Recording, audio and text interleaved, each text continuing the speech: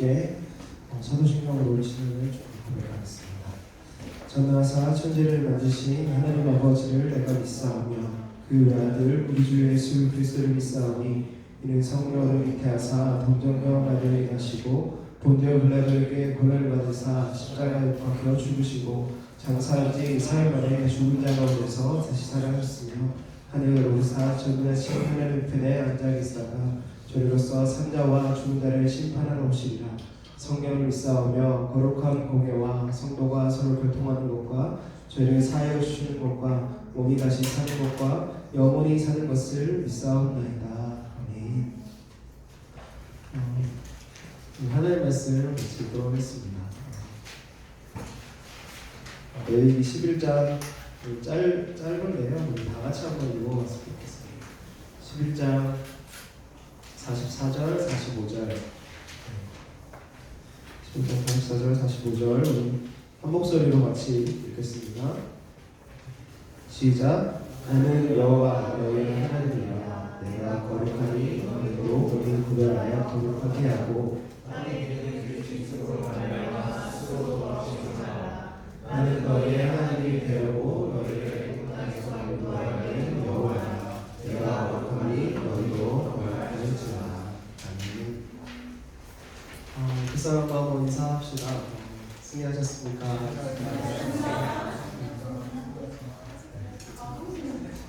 승리하셨나요? 이번 주 저희가 이제 출애굽기를 읽었잖아요. 출애굽기대로 약간 자리 배치를 한 느낌. 통해가 많아지고.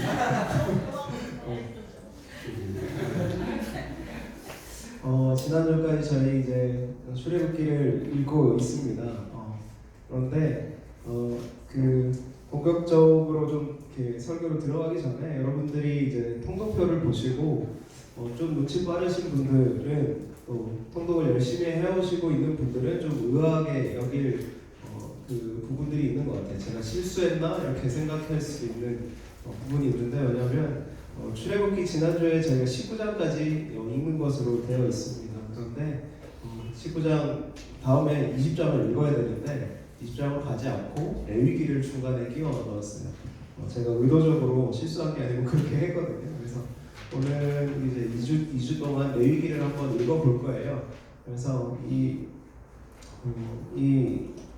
이야기들 그렇게 한 이유들부터 먼저 좀 설명하고 이렇게 했으면 좋겠는데요. 출애굽기까지 저희가 읽었습니다. 출애굽기가 두 부분으로 나뉘어요. 근데 지난주에 19장까지의 내용이 뭐냐면 이스라엘 백성이 홍해에서 홍해에서 출애굽을 한 게 아니죠. 어쨌든 애굽에서 나오잖아요. 나와서 홍해를 지나서 시내산까지 갑니다. 시내산이라고 하는 시내산 다 알죠. 그 모세가 율법을 받았던 곳이 시내산인데 또 그 십계명을 받기로 했던 장소죠. 거기까지 가는 내용이 지금 19장까지의 내용이었어요. 그래서 이 19장에서 새로운 20장 넘어갈 때 이제 새로운 이야기들이 되는데 뭐냐면 그 시내산에서 장소가 멈춰 있습니다. 이전까지는 계속 장소가 옮겨 다녔었는데 이제는 그 시내산에서 있었던 이야기들이 쭉 이어지는 것이 19장 이후로 나오는 내용들입니다. 그래서 19장에서 이제 하나님께서 이스라엘 백성들에게 두 가지를 명령을 하세요. 이제 시내산에서 무엇을 해라 두 가지로 명령을 하시는데 첫 번째가 성막을 지으라는 거예요. 그리고 두 번째가 너희가 이제 어떻게 살아가야 될지 율법을 배워야 한다. 그래서 모세에게 가르치시고 그것을 모세가 백성들에게 가르치는 그 일들을 시내산에서 합니다. 그래서 이 레위기라는 책이 어떤 책이냐면 이 시내산에서 이 성막을 지은 다음에요. 이 모세가 이 성막 안에서 하나님과 교제하면서 하나님의 율법 어떻게 이스라엘 백성들이 하나님의 백성들이 어떻게 살아가야 되는지에 대한 내용들을 자기가 기록하고 남겼던 하나님의 율법이 들어가 있는 게 이 레위기거든요. 그래서 제가 이렇게 중간에 멈춰서 이제 중간에 레위기를 끼워 넣은 것은 그 배경 안에서 출애굽기의 배경 안에서 이 레위기가 들어가 있다라는 거 여러분들 알려주고 싶고 또 그 의미를 좀 잘 알았으면 좋겠다는 생각에서 중간에 끼워 넣습니다. 그래서 오늘부터 이제 레위기, 내위기라고 불리는 레위기를 한번 읽어볼까요? 그 여태까지 이제 그 이스라엘의 역사 이야기잖아요. 그래서 간단하게 이제 살펴보고 할 텐데 성경의 역사 지금 이제 우리가 읽은 지 얼마 안 됐잖아요. 간단하게 설명할 수 있을 것 같아요. 하나님이 세상을 만드셨고, 근데 인간이 하나님을 배반했고, 그러나 하나님은 인간들을 포기하지 않으셔서 한 사람을 택하셨죠. 누군가요? 아브라함이라는 사람을 택하셨습니다. 그를 통하여서 이제 열방이 복을 받게 되는 이야기들을 시작하시려고 이 이야기들이 쭉 진행되고 있습니다. 그리고 아브라함, 그의 아들 누구? 이삭, 그리고 누구죠? 야곱, 요셉 이렇게 이야기들이 쭉 진행이 돼요. 그런데 이 아브라함에게 하셨던 약속으로 사실은 이 창세기가 진행이 쭉 됩니다. 12장부터.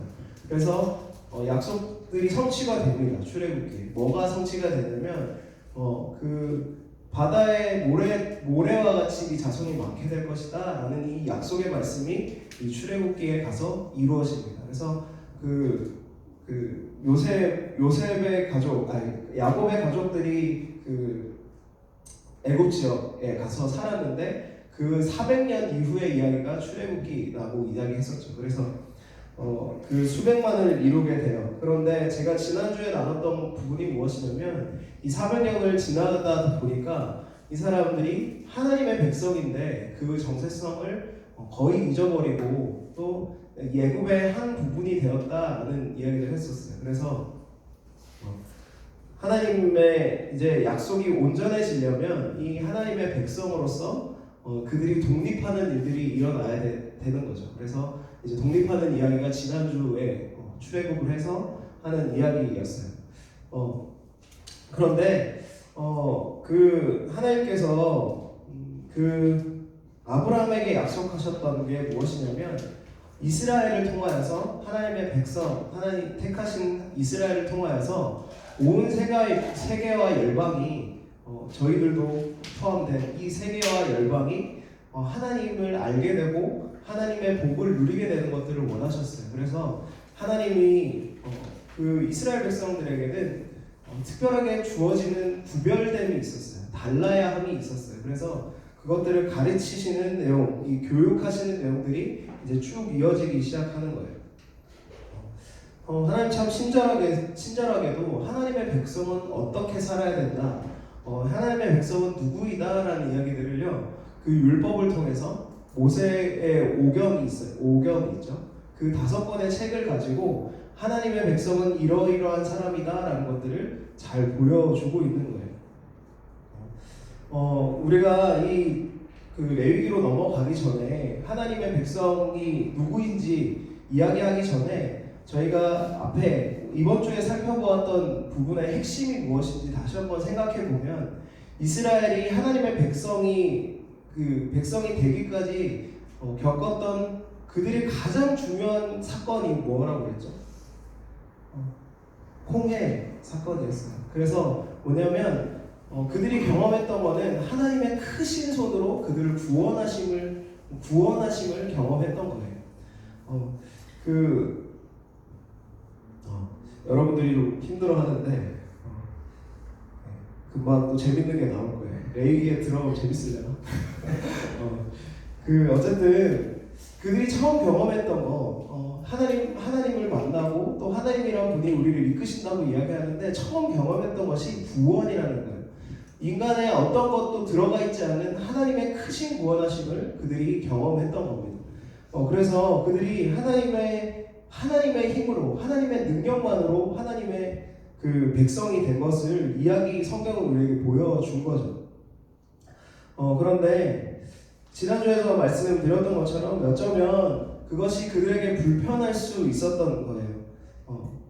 그 애굽의 생활이 더 익숙했던 것처럼 그 하나님의 구원이 그들에게는 별로 불편한 것이 될 수도 있다는 이야기들도 지난주에 나눴습니다. 그런데 그 핵심은 뭐냐면 그 오물에서 그 헤엄치는 아이가 있다고 생각해 보세요. 우리가 자녀가 있다고 생각하고서 오물에서 막 똥물이에요. 말 그대로 똥물에서 막 헤엄을 치고 있어요. 막 시루가 똥물에서 헤엄을 치고 있습니다. 제가 야 잘한다, 야 수영 잘하네 이러면서 보고 있는 아빠가 있을까요?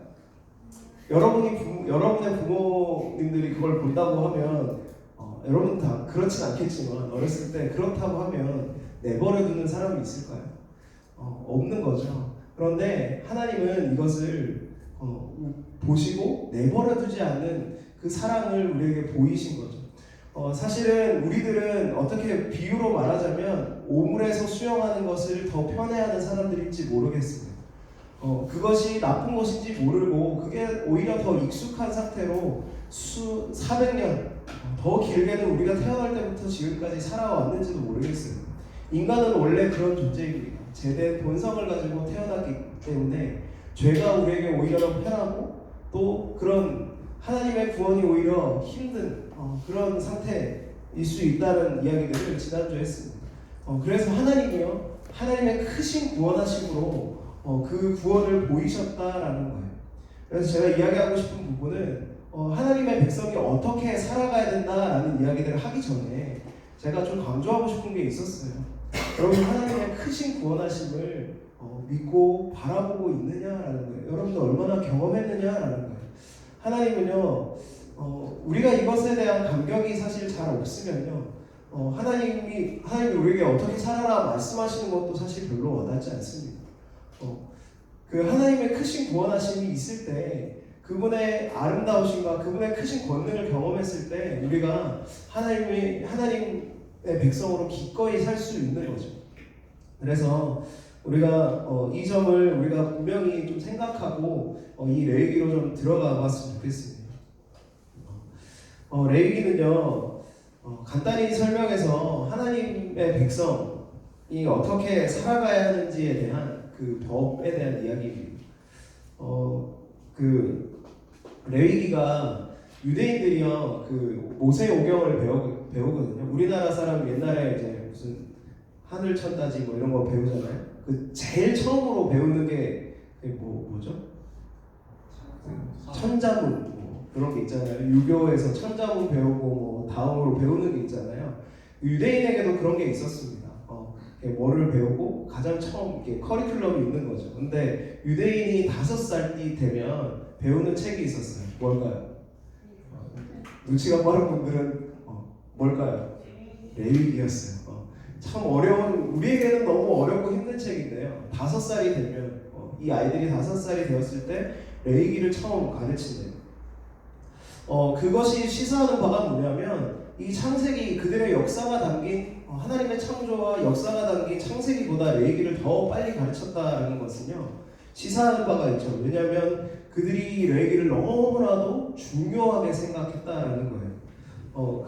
가장 그 레위기를 중요시하고 이 아이들에게 가르친 이유가 있어요. 뭐냐면 하나님께서 하나님의 백성들에게 요구하시는 거룩한 삶과 예배가 담겨져 있는 책이기 때문이에요. 레위기는요, 이스라엘 백성들에게, 사람들에게 우리로 따지면 우리가 풍삼초첩에 해당되는 책인 거예요. 그래서 정말로 이 걸음마를 띄는 이스라엘 백성으로서 그 나라의 정체성으로 살아가는 사람들에게 이 걸음마에 해당되는 부분이 바로 이 레위기에 해당되는 거죠. 그래서 저와 여러분들에게는 진짜 위기잖아요. 정말 이 레위기가. 그런데 이스라엘 백성들에게는 정말 사랑하는 책, 정말 소중히 여기는 책이었다라는 거예요. 왜 그럴까? 이스라엘 백성들이 그렇게 가르쳤던 이유는 하나님께서 레위기를 그들에게 주신 이유를 잘 이해했기 때문이에요. 하나님께서 레위기를 이스라엘에게 주신 이유는 무엇이냐면 이제 큰 구원으로 구원받은, 하나님의 크신 능력으로 구원받은 백성들이 어떻게 살아가야 할지에 대한 구체적인 지침들, 아주 구체적이고 친절한 지침들이 담겨져 있기 때문이에요. 다른 모든 백성들, 이스라엘 백성으로서 가져야 되는 어떤 특징들, 이스라엘의 특징들, 그것이 담겨져 있는 것이 이 레위기다라는 거예요. 그래서 2주간 저희가 레위기를 살펴볼 텐데, 레위기도 크게 두 부분으로 나눠져 있습니다. 그래서 16장하고 17장 이렇게 1장에서 16장, 17장에서 28장인데 두 부분을 다룰 거예요. 그런데 오늘은 그 16장 부분까지 저희가 다룰 텐데 좀 강의 같죠? 네, 괜찮습니다. 오늘 1장부터 16장의 내용이 뭐냐면 예배에 대한 이야기예요. 예배에 대한 이야기. 이 두 가지 법인데 제사법과 정결법에 대한 이야기입니다. 여러분이 레위기를 언제 강의를 듣겠어요? 여러분 그 제사법과 정결법에 대한 법들이 레위기에 담겨 있는데 오늘은 제사법에 대한 이야기를 다루기 원해요. 이 제사법과 정결법 좀 안 와닿죠? 안 와닿죠? 그런데 좀 우리가 좀 와닿는 용어로 좀 바뀌어보면 이겁니다. 예배와 경건한 삶에 대한 이야기예요. 예배와 경건한 삶에 대한 이야기입니다. 오늘은 예배에 대한 이야기를 좀 다루려고 하는데 우리가 이제 이 레위기 전반부에서 1장부터 5장까지 여러분 쭉 읽어보신 분이 계시죠? 읽어보신 적 있으시죠? 이 읽다 보면 이게 참 힘들어요. 이거를 읽다 보면 우리가 왜 힘들어하는지 이렇게 알게 되는데 읽다 보면 이게 뭔 소리지? 왜 이걸 내가 읽어야 되는 거지? 이거 내가 이렇게 해야 된다는 건가? 이런 생각도 하고요. 또 왜 도대체 이걸 왜 읽으라고 하는지 잘 모르겠는데 읽으라고 하니까 읽는데 잘 모르겠는. 그래서 읽기는 하는데 읽다 보면 정말 여기가 어디지? 막 이런 느낌이 드는 내가 누구지라는 질문을 하게 되는 참 어지러운 그런 말들이 막 반복돼서 나옵니다. 근데 그 앞에 보면 제사에 대한 이야기가 똑같이 같은 말로 막 계속 반복되어 있어요.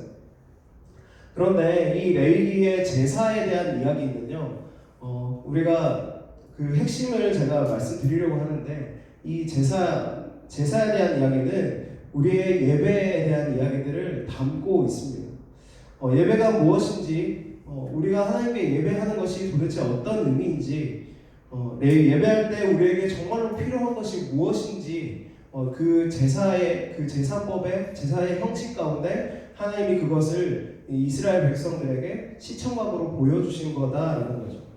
그래서 오늘 제 강의가 좀 길어질 것 같아서 간단하게 제가 어떤 분들이 이제 그걸 요청하셔서 세 가지로 정리해봤습니다. 그래서 세 가지로 3대지로 오늘 특별히 여러분과 좀 나누기를 원하는데 첫 번째로요.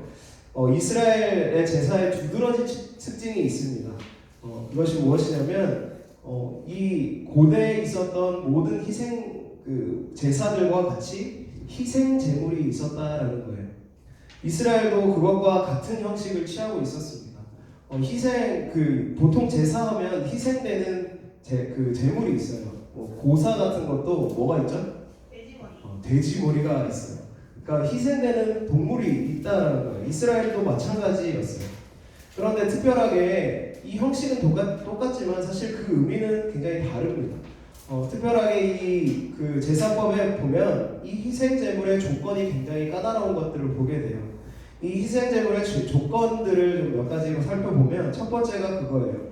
원칙적으로는 이 희생제물들은 자신이 기른 것이어야 했다라는 거예요. 예외도 있지만 원칙적으로는 자신이 길러서 애써서 정성으로 키운 것이어야 했다라는 거예요.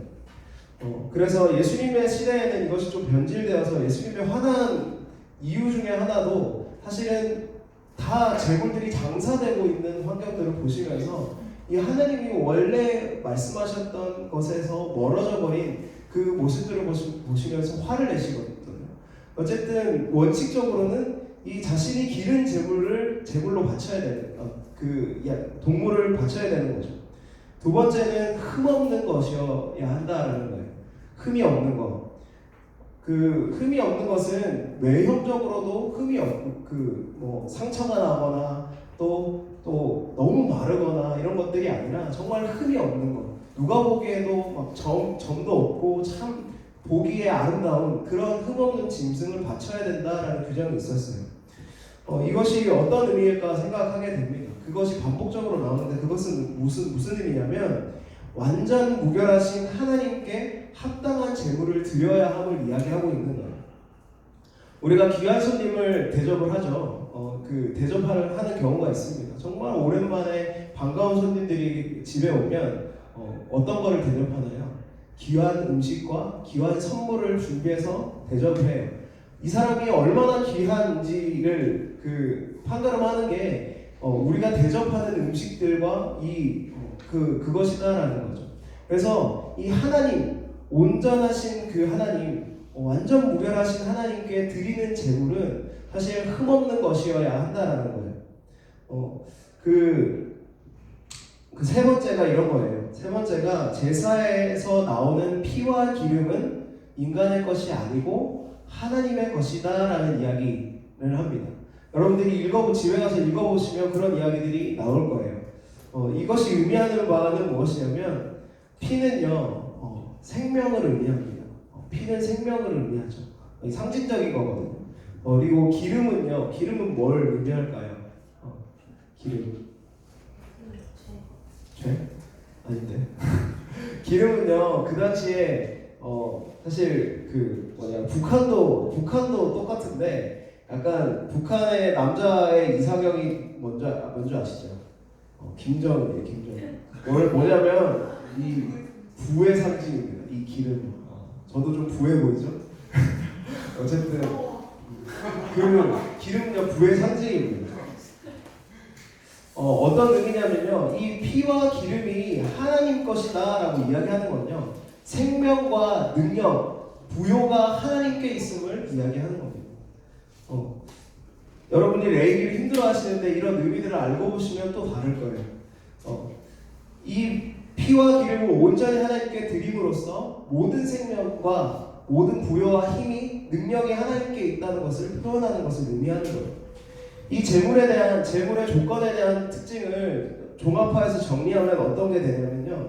하나님께서 이스라엘에게 요구하셨던 것은 이 까다로운 그 제사의 조건이 아니라 사실은 그것을 통하여서 이스라엘이 하나님께 마음을 드리기 원했어요.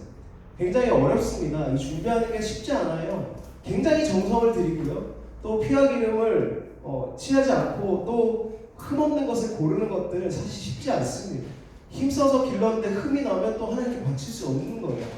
그것처럼 이것이 얘기해 주는 것이 무엇이냐면 하나님께서 요구하셨던 것은 그들의 순전한 마음을 요구하셨다라는 거예요. 이거 말고도 제사의 구체적인 규정에서 볼 수 있는 하나님의 마음이 있어요. 사실 그것들 다 다루자면 너무 오래 걸려서 이 세 가지로 우리가 정리해보면 하나님께서 그들에게 마음을 원하셨다라는 거예요. 그 이스라엘 백성들 하나님께서 사실은 이제 제사를 기뻐하지 않는 모습들을 사실 구약에서 많이 보게 되는데 그 이유가 뭐냐면 마음이 없는 제사, 그냥 형식만 드리는 제사가 드려질 때 하나님께서 그 냄새를 싫어하셨고 제사의 냄새를 싫어하셨고 그 소리들을 다 싫어하는 그 모습들이 있었다라는 거예요.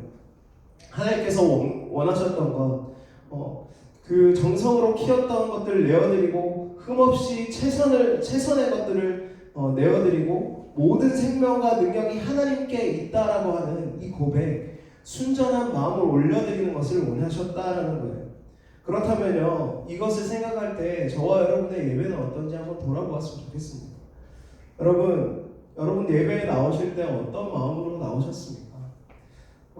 어떤 사람은 습관처럼 나올 수도 있는 것 같아요. 주일이 되었으니까 우리가 생활 양식으로 익숙하니까 나올 수도 있을 것 같습니다. 어떤 사람은 아직 신앙이 없어서 사람들의 분위기가 좋아서 나올 수도 있을 것 같아요. 어떤 사람들이 이렇게 생각할지도 모르겠습니다. 좋은 거죠. 힘든 세상 너무 힘들어가지고 하나님께 의지하기 위해서 하나님이 나를 좀 채워주셨으면 좋겠어서 하나님 새로운 힘을 좀 부어주셨으면 좋겠다라는 마음으로 이곳 가운데 나오실 수 있을 것 같습니다. 그런데요, 레위기는요 우리들에게 분명하게 이야기해 줍니다. 예배는 우리가 하나님께 우리의 모든 마음을 내어 드리는 것이다라고요. 여러분, 예배는 하나님께 드리는 거예요. 예배 주인은 하나님이세요. 때로 우리가 주객이 전도되곤 합니다. 참된 예배가 드려지려면 가장 필요한 것은 우리들의 마음이에요. 하나님께 대한 사랑과 그분에 대한 신뢰가 담긴 마음이 있어야 된다라는 거예요. 화려한 찬양이나 많은 재물, 탁월한 설교, 매끄러운 진행, 그것이 아니라 하나님만을 간절히 바라는 마음이 있어야 한다라는 거예요. 때로 우리가 예배에 대해서 생각할 때 리필의 개념을 생각하는지도 모르겠어요. 내가 세상 가운데 살아갔는데 하나님 좀 나 좀 채워주세요. 채워주세요. 그렇게 기도하곤 합니다. 하나님 나를 좀 채워주십시오. 은혜가 다 떨어졌습니다. 나를 좀 채워주십시오. 그런 기도로 하기도 합니다. 저는요 그런 기도가요 필요하다라고 생각해요. 하지만요 그것은요 우리 삶 속에 예배가 역사할 때 결과로서 나타나는 거예요. 그런데 그런 예배의 태도는 사실 하나님이 원치 않는 것일 수 있다라는 거예요. 정말 중요한 것은 우리 마음속에 예배에 와서 무언가를 바라고 나오는 것이 아니라 하나님께 우리가 온전히 나아가고 그 왕되신 하나님, 순전하신 그 온전하신 하나님께 나아가는 우리의 마음을 모두 내어드리는 그것이, 그 마음을 가지고 나아가는 것이 더 중요하다라는 거예요. 여러분, 예배가 영어로 뭐죠? 월십. 또 다른 말로 서비스. 서비스라고도 해요. 근데 우리는 착각합니다. 하나님이 서비스를 받으시는 시간이에요. 하나님이 섬김을 받으시는 시간입니다. 그런데 때로 우리가 주객이 전도돼서요 우리가 받는다고 생각하는지도 모르겠어요.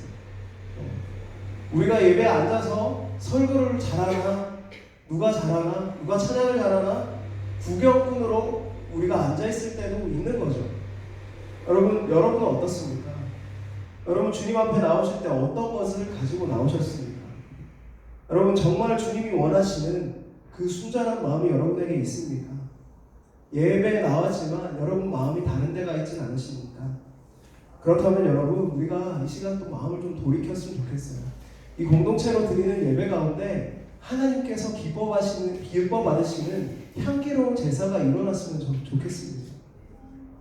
여러분 만왕의 왕이신 지금도 살아계신 하나님께서요 온전히 하나님을 찾는 그 예배자를 지금도 찾고 계십니다. 저와 여러분이 이 오늘의 예배가 하나님이 찾으시는 예배가 되었으면 좋겠고 저와 여러분들이 그런 예배자가 되기를 소원합니다. 두 번째로 이 성경에 나타나는 이스라엘의 희생제사에 대해서 희생제사의 의미에 대해서 한번 생각해 봅시다.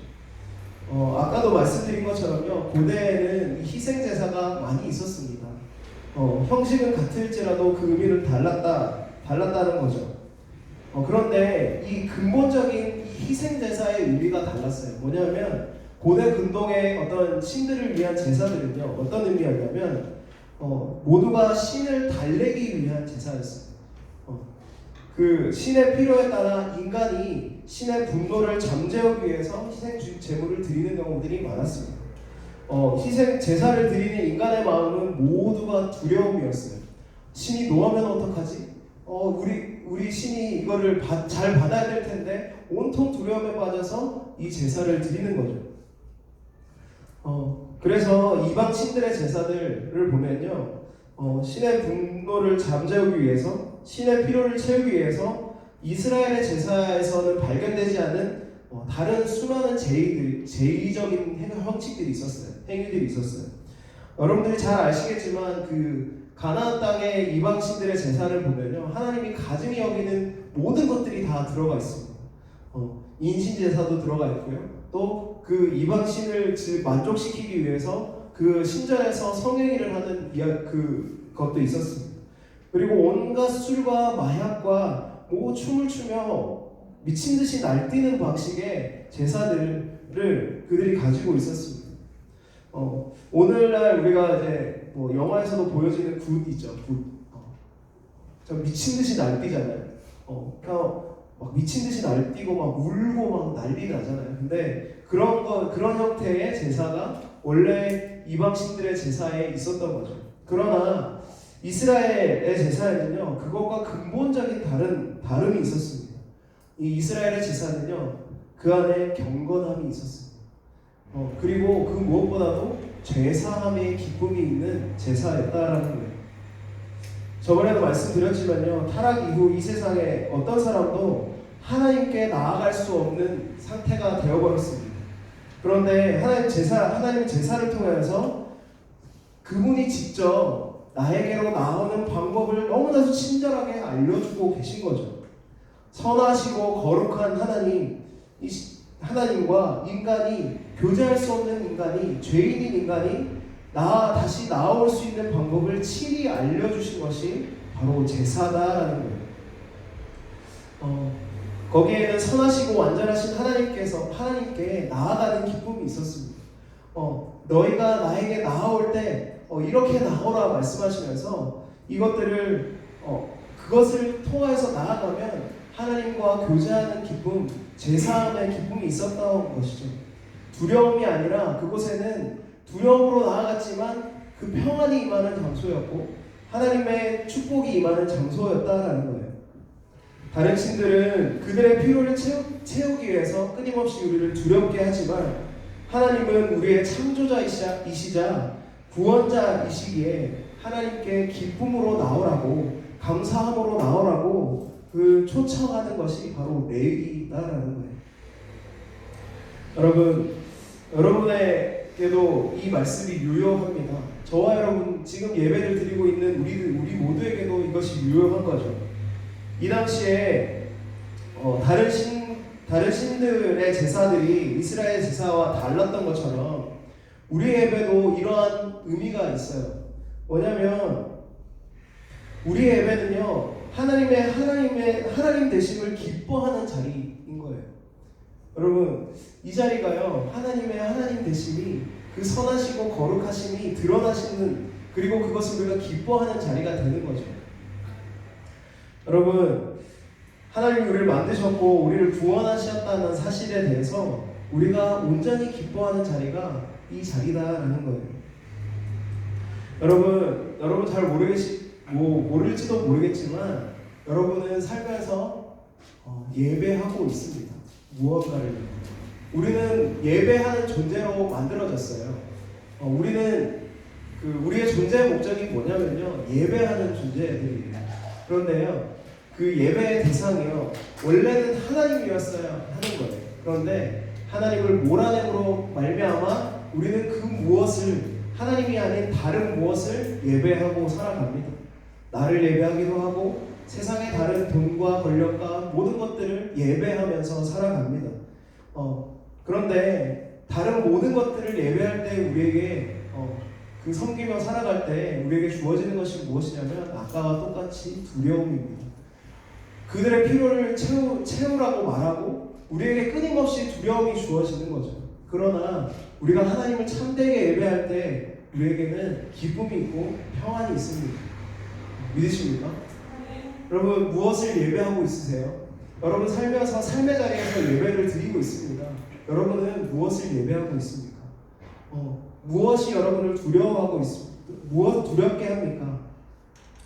어제 큐티에서 예수님께서 말세의 징조에 대해서 계속 얘기하시다가 몇 가지 권면들을 하시는데 그 중에 하나가 두려워하지 말라라는 거였어요. 말세 때에 너희가 두려워하지 말라라고 하시면서 또 다른 말씀에는 이런 말씀들을 하시죠. 몸과 영혼을 영원히 지옥에 던질 수 있는 분만 두려워하라. 여러분, 우리가 무엇을 두려워하고 있는지 그 근본, 그 동기를 돌아보면요, 우리가 누구를 예배하고 있는지가 분명해집니다. 여러분 삶 속에서 누구를 예배하고 있습니까?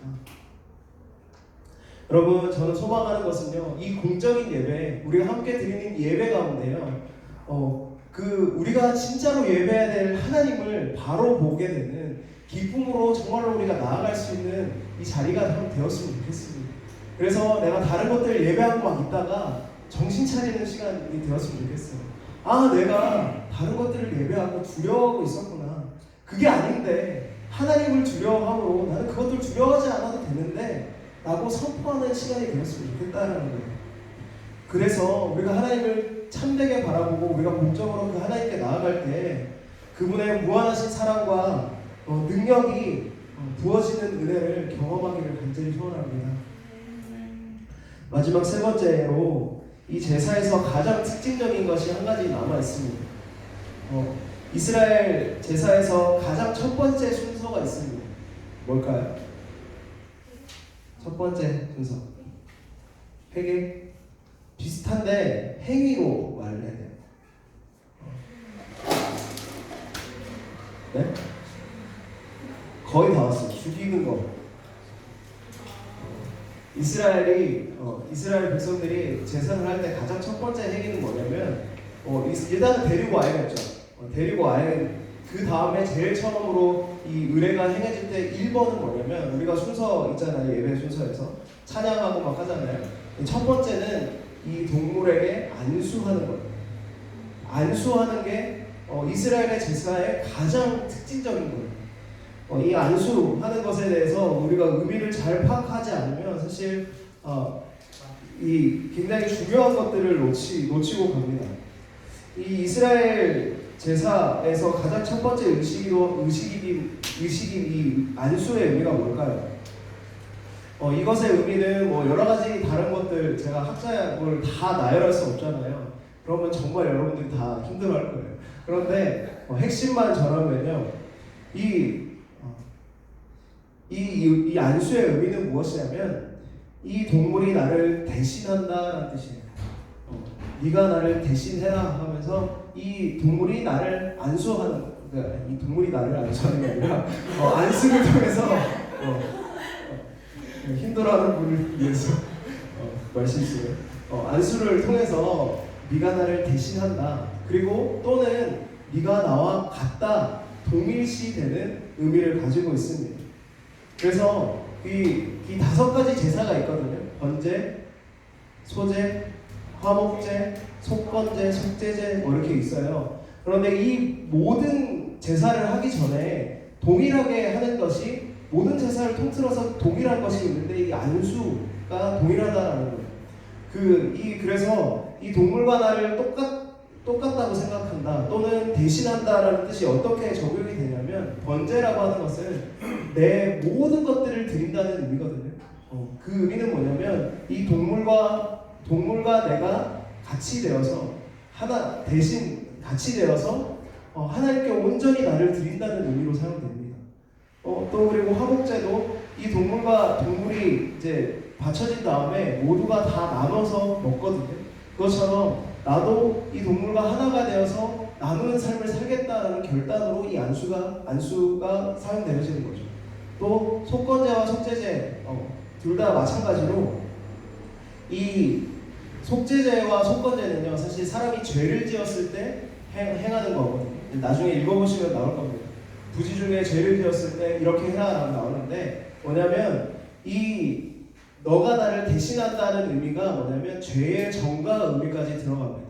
내 죄가 너에게 전가된다. 그리고 이 동물이 죽음으로 말미암아 내 죄도 깨끗하게 된다라는 의미를 가지고 있죠. 여러분, 이것이 우리에게 의미하는 바가 있어요. 여러분, 이 안수의 의미가 우리에게도 있는 거예요. 구약시대는 어떠한 것을 죽음 없이는 하나님과 소통하고 교제하는 것이 불가능했다라는 것을 이 안수를 통해서 알 수 있습니다. 나를 대신할 무엇이 필요한 거예요. 내가 키우고 정성으로 아끼고 있었던 그 재물이 나를 대신해 죽는 것들을 보는 것이 반드시 필요했다라는 거예요. 그래서 내가 죽어야 하는데 내가 하나님께 드려져야 되는데 그러지 못하기에 대신하는 것이 필요했다라는 것을 이것이 보여준다라는 거예요. 그러나 여러분, 저와 여러분들은 어떻죠? 제가 제사장이라고 그러면 번제단이 있어야 돼요. 여러분들이 뭘 갖고 와야 돼요. 그래서 이제 도살자가 되는 것입니다. 아니죠. 원래 도살은 제사자가 하는 거예요. 가지고 온 사람이 직접 죽이는 겁니다. 그것도 의미가 있어요. 제사장이 죽이지 않아요. 그래서 하는데 어쨌든 넘어가서 그것이 없다면요. 우리가